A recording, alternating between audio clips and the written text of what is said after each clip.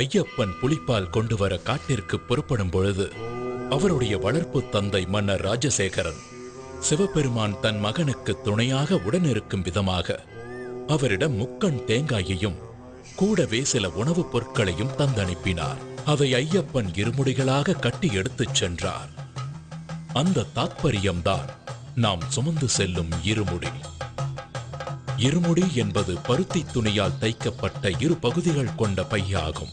பக்தன் பக்தியுடன் சுமந்து செல்லும் இருமுடியின் முன்புற பையில் மஞ்சள், குங்குமம், நெற்பொறி, அவல், மாளிகை புறத்து அம்மனுக்கு தீபமிட திரிநூல், எண்ணெய், அடுத்தது முக்கியமான காணிக்கையான நெய் தேங்காய், அதாவது ஐயப்பனுக்கு மிகவும் விருப்பமான நெய்வேதிய பொருளான முக்கண் தேங்காயில் ஒரு கண்ணில் துளையிட்டு அதனுள் இருக்கும் நீரை அகற்றி பின் சுத்தமான நெய்யை நிரப்பி அடைத்து எடுத்துச் செல்வதுதான் நெய் தேங்காய். ஐயப்பன் சிவவிஷ்ணு ஐக்கியத்தில் பிறந்தவர். இந்த தத்துவத்தை தான் நெய் தேங்காய் உணர்த்துகிறது. தேங்காய் முக்கண் உடையது, ஆகவே தேங்காய் சிவாம்சமாக விளங்குகிறது. மகாலட்சுமி திருமாலின் இதயத்தில் உறைபவள். அப்படி தன் இதயத்தில் பசு அம்சமான திருமகளை வைத்திருக்கும் மகாவிஷ்ணுவை ஐயப்பனின் தாயாகிய மோகினி அவதாரத்தை பசுவின் நெய் குறிக்கிறது. ஆகவே தேங்காயும் அதனுள் நிரப்பியிருக்கும் நெய்யும் சிவனையும் விஷ்ணுவையும் உணர்த்துகின்றன. தன்னுடைய பெற்றோரை உணர்த்தும் இந்த நிவேதனம் சுவாமிக்கு படைக்கப்படுவதில் அவர் மிகுந்த சந்தோஷம் அடைவார். பக்தனுக்கு அருள்பாலிப்பார். இருமுடியின் பின்முடி பையில் மஞ்சள் தூள், அரிசி, பருப்பு, வெல்லம் ஆகிய பொருட்கள் இருக்கும். காட்டு வழியில் நடைபயணமாய் செல்லும் பக்தர்கள் இந்த பொருட்களை வழியிலேயே சமைத்து சாப்பிட்டு பசியாறிய பின் பயணத்தை தொடரலாம் என்பதற்காகவே இருமுடியில் அரிசி, பருப்பு போன்ற உணவுப் பொருட்களை எடுத்துச் செல்ல வேண்டும்.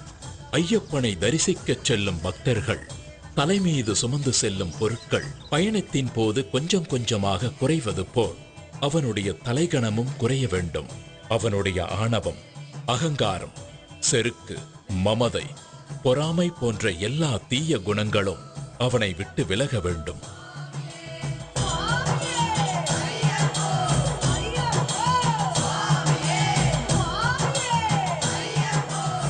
சபரிமலையில் உள்ள ஐயப்பனை தரிசிக்க பக்தர்கள் அனைவரும் எரிமேலி என்ற இடத்தில் ஒன்று கூடுவார்கள்.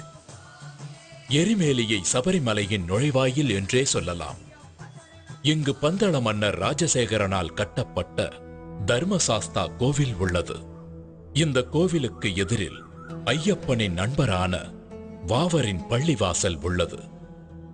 ஐயப்ப பக்தர்கள் வாவர் சுவாமியை வணங்கி அங்கு தரப்படும் விபூதி பிரசாதத்தை பெற்றுக் கொள்வார்கள். இந்த எரிமேலியில்தான் முக்கியமான நிகழ்வான பேட்டை துள்ளல் என்ற நிகழ்வு நடைபெறும். அப்பொழுது பக்தர்கள் தங்கள் மனதில் உள்ள தீய எண்ணங்களை போக்க வேண்டும் என்ற நோக்கத்தில் நடனமாடுவார்கள். பேட்டை துள்ளல் முடிந்த பின்பு அங்கே வரும் கன்னிசாமிகளுக்கு ஒரு சரக்கோலும் ஒரு கருப்பு நாடாவும் கொடுக்கப்படும். எரிமேலியில் பேட்டை துள்ளலை முடித்துவிட்டு பயணத்தை தொடரும் பக்தர்கள் பேரூர் தோடு, கோட்டைப்பாடி ஆகிய இடங்களை கடந்து காளைக்கட்டி என்ற பகுதிக்கு வருவார்கள். இந்த காளைக்கட்டி என்ற இடம்தான் மகிஷமுகியின் உடலின் மீது பகவான் நர்த்தனமாடி தனது வெற்றி களிப்பை வெளிப்படுத்திய இடம். அந்த நர்த்தனத்தை காண வந்த சிவபெருமான் அவரது காளையை அங்கேயே மரத்தில் கட்டி வைத்ததால் அந்த இடம் காளைக்கட்டி என்று அழைக்கப்படுகிறது. அதன் பின்பு அழுதா நதியில் நீராடி மூழ்கும் போது பக்தர்கள் நதிக்குள் கிடைக்கும் கல் ஒன்றை எடுத்துச் சென்று போகும் வழியில் உள்ள கல்லிடும் குன்று என்ற இடத்தை அடைந்து அரக்கியை சமாதி செய்த இடத்தில் அந்த கல்லை வைப்பார்கள். அதனால் அந்த இடம் கல்லிடும் குன்று என்று அழைக்கப்படுகிறது. அதனைத் தொடர்ந்து இஞ்சிப்பாறை கோட்டையை கடந்து உடும்பாறை கோட்டையில் ஸ்ரீ பூதநாதரை வணங்கி விபூதி எனப்படும் சாம்பலை பெறுவர். பின்பு சபரிமலை செல்லும் வழியில் பக்தர்கள் புண்ணிய நதியான பம்பை நதியில் குளித்து தன்னுடைய பாவங்களை நீக்குமாறு ஐயப்பனிடம் வேண்டி அங்கு தங்கி பம்பாஸ்தி என்ற நிகழ்ச்சியில் 108 அடுப்புகளின் சாம்பலை கன்னிசாமிகள் தங்கள் வீட்டிற்கு எடுத்துச் செல்வார்கள்.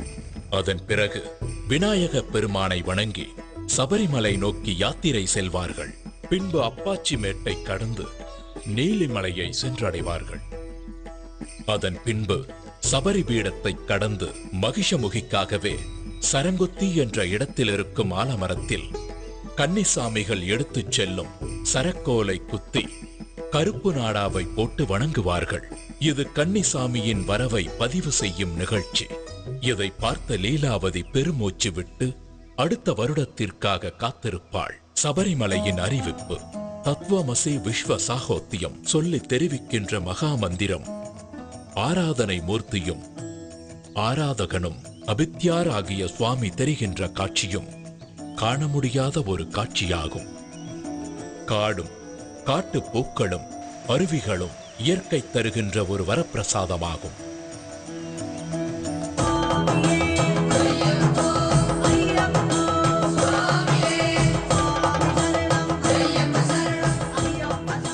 பின் ஐயப்பனின் சன்னிதானத்திற்கு முன்புள்ள தத்துவங்கள் 18 பகவான் தத்வாதீனனாக இருக்கிறார் என்பதை உணர்த்தும் 18 படிகளை ஏறிச் சென்று ஐயப்பன் சன்னிதானத்தை அடைந்து தன்னுடைய பாவங்களையும் தோஷங்களையும் கஷ்டங்களையும் நீக்குமாறு வேண்டி பக்தி பரவசமடைந்து அன்று இரவு அங்கு தங்கி மகிழ்வார்கள். மறுநாள் காலையில் ஐயப்பனுக்கு நெய் அபிஷேகம் செய்து மாளிகைப்புறத்து அம்மனை தரிசித்து தான் செய்த பாவங்களை நீக்குமாறு வேண்டிக் கொள்வார்கள். மகர விளக்கு பூஜைக்கு முன்பு ஐயப்பனுடைய தங்க ஆபரண பெட்டியை பந்தள ராஜ்யத்திலிருந்து சபரிமலைக்கு கொண்டு செல்லும் பொழுது ஆகாயத்தில் ஆபரண பெட்டிக்கு வழிகாட்டியாக கருடன் கூடவே பறந்து செல்வது ஒரு சிறப்பு அம்சமாகும். ஐயப்பனுடைய சிறப்பு அம்சம் பிரம்மச்சரியம் மேற்கொண்டு வரும் பக்தர்களுக்கு அருள் புரிவதாகும். அதனால் 10 வயதிற்கு மேலுள்ள பெண்களும் 50 வயதிற்கு குறைவான பெண்களும் ஐயப்பனை தரிசிக்க சபரிமலைக்கு செல்லக்கூடாது. மண்டல பூஜை முடிந்த பிறகு மகர விளக்கு பூஜை ஆரம்பமாகி மகர விளக்கு பூஜை நிறைவடையும் தினத்தன்று மகர சங்கராந்தி பூஜை நடைபெறும். அச்சமயத்தில் சுவாமி ஐயப்பன் ஆகாயத்தில் உத்திர நட்சத்திரமாக பக்தர்களுக்கு காட்சியளிப்பார். பக்தர்கள் சபரிமலையில் பிரசாதமாக விற்கப்படும் அரவண பாயாசம், அப்பம், நெய் ஆகியவற்றை வாங்கிக் கொண்டு மீண்டும் பம்பா நதியை வந்தடைந்து பின்னர் தங்கள் இல்லத்திற்கு சென்றடைவார்கள். தங்கள் இல்லத்தில் தான் கொண்டு வந்த பூஜை பொருட்களை பூஜை அறையில் வைத்து ஐயப்பனை மனதார வேண்டிக் கொண்டு குருசாமியின் துணையோடு மாலையை கழற்றி விரதத்தை முடிப்பார்கள். ஓம் சுவாமியே சரணமையப்பா.